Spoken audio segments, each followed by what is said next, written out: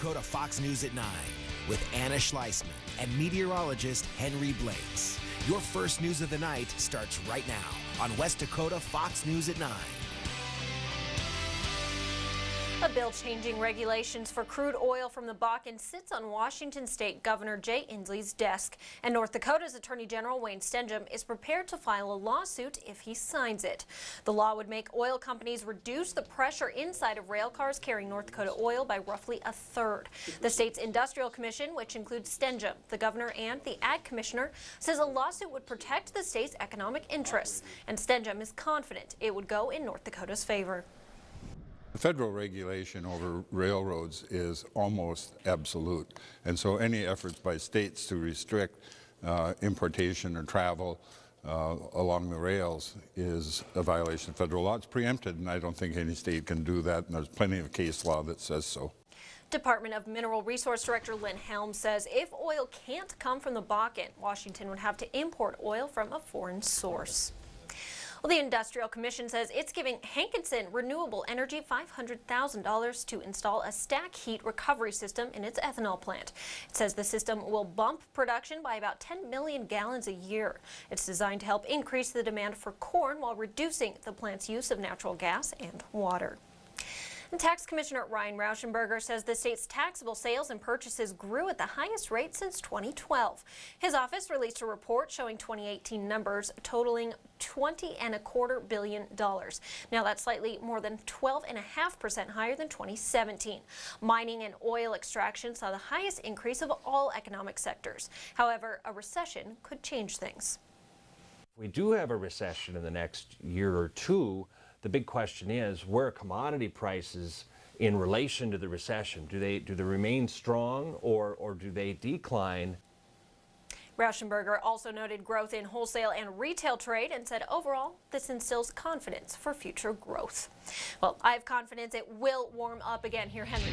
Eventually it will, but we got a little bit of rough weather underway over the next couple of days. But for right now, taking a look at First One radar and satellite, we've got some light wet weather across central North Dakota, but especially the eastern part of the state. That first disturbance will move out of here, making way for another disturbance in the morning, which will increase our rain chances once again. But our temperatures remain chilly, mid to upper 30s, 38 for Bismarck and Jamestown, Dickinson 38, 39, well 36, 38 for Sidney, Williston 39, and 42 for the Minot area, down to 34 in Baker. Our wind remains out of the east, 5 to 10 miles per hour. That's a little bit of good news, but the bad news, more wet weather on the way for tomorrow, especially across the south. So your morning commute could call for rain and or snow showers along and south of the interstate as we start out your Wednesday morning. I'll have your complete forecast and more in just a few minutes. Well, we told you yesterday Bismarck Public Works will no longer be planting flowers downtown, but it's focusing on a new initiative.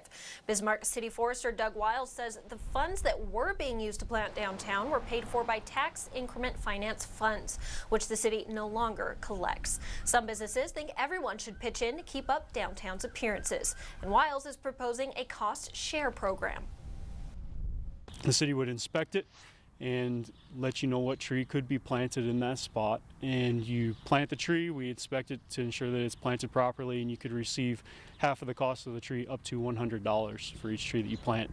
Wiles says residents can apply for a free permit for the program. And the North Dakota Development Fund awarded over $1.3 million to 4 projects across the state. Star City in Belleville will get 2 loans totaling $75,000 for a new daycare center. Prairie Gold Real Estate in Killdeer was awarded $500,000 to build an addition to a facility that makes electrical components, mainly for Boeing's military program. And Summers Manufacturing in Devils Lake, which makes agricultural equipment, will get a $750,000 loan to launch a new product. There was goodwill in this meeting, and that was different than some of the other meetings that we've had. Well, Democrats and President Trump finally working in harmony on one topic. That's the nation's infrastructure. They agreed to spend $2 trillion on repairs and upgrades nationwide. House Speaker Nancy Pelosi saying it's never been a bipartisan issue and hopes it can continue that way. Schumer says it's a promising start, especially amidst investigations surrounding the Mueller report. In previous meetings, the president has said if these investigations continue, I can't work with you. He didn't bring it up. They're set to meet again in 3 weeks to discuss exactly how that money will be spent and where it will come from. On the topic of the Mueller report, special counsel complained in a letter to Attorney General Barr about his 4-page summary of the Russia investigation.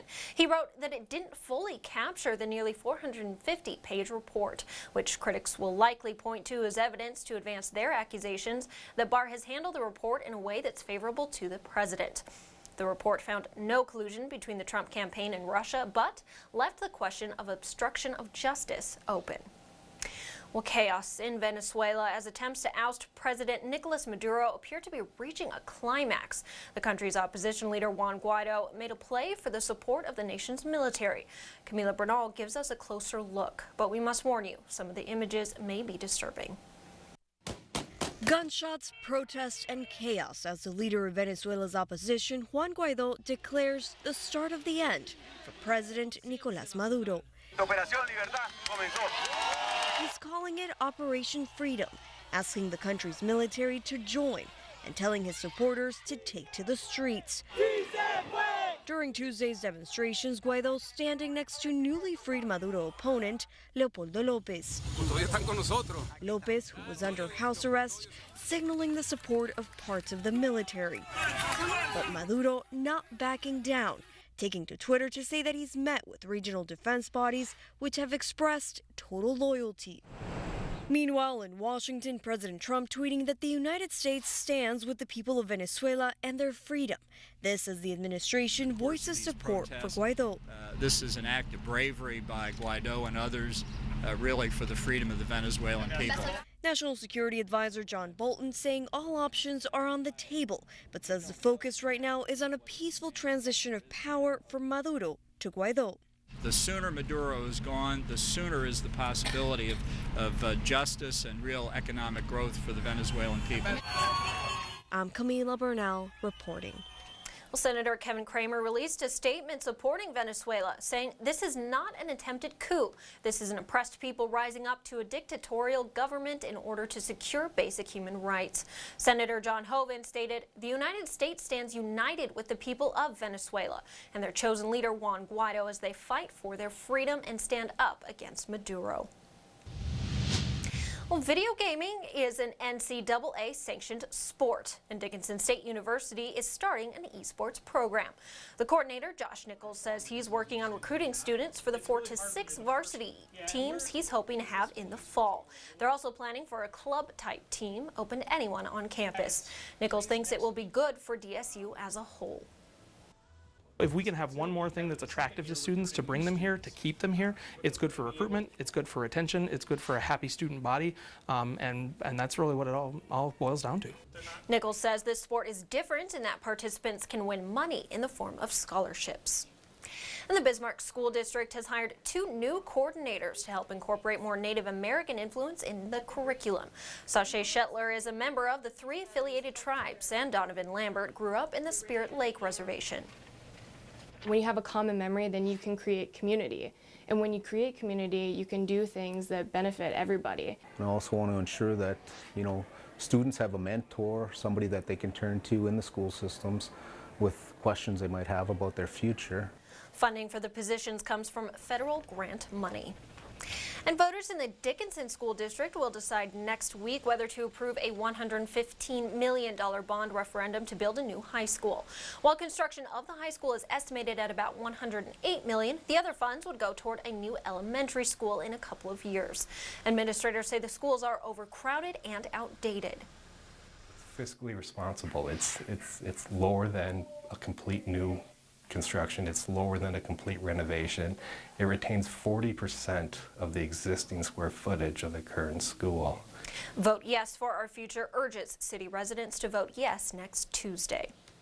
The Belcourt School Board appointed temporary replacements for 2 board members suspended by the governor last week as the state conducts a financial audit. At a special meeting today, board members named Francis Davis and Corey LaValle to take the places of Jeremy Laddiser and Doug DeLorme. Governor Burgum suspended them amid reports of what his office said were credible threats and demands the 2 made during the audit. Well, a volunteer firefighter accused of setting fire to multiple buildings in Elgin has changed his plea to guilty. Prosecutors say 26-year-old John Eisler of Elgin started 4 fires between December 2017 and April 2018. Dakota farm equipment and an apartment building were involved. In exchange for his plea, 3 counts of arson were reduced to 2. Each count carries a minimum of 5 years in prison. He'll be sentenced July 29th. And Bismarck police are investigating a fatal crash this afternoon in the 3400 block of Nebraska Drive. Police say a 17-year-old female driver hit a bicyclist on the sidewalk. The 76-year-old male later died of his injuries at the hospital. The teenager has not been arrested. Well, there's a new global health crisis that animals are contributing to. I'll explain next. And we've got rain in the forecast, not necessarily for Minot, but across the south it could be a soggy Wednesday. West Dakota Fox will return shortly. Your latest weather forecast is here on West Dakota Fox News at 9.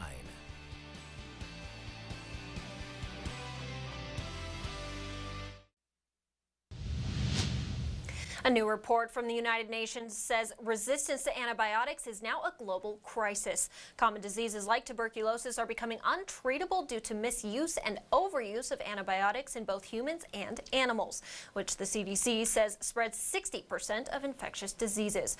Untreatable illnesses cause at least 700,000 deaths worldwide, and researchers estimate that will jump to 10 million by 2030. The report urging reduction of antibiotic use in livestock and other animals. Well, in an effort to reduce drug abuse, Bismarck Burley Public Health and the Bismarck Police Department are hosting a prescription drug take-back event on Tuesday, May 7th. From 8 a.m. to noon, anyone can discard unused and unwanted prescription drugs at the Burley County Senior Center in Bismarck. Needles, syringes, or anything with glass will not be accepted, but they'll gladly take pills, inhalers, and more. You can find more information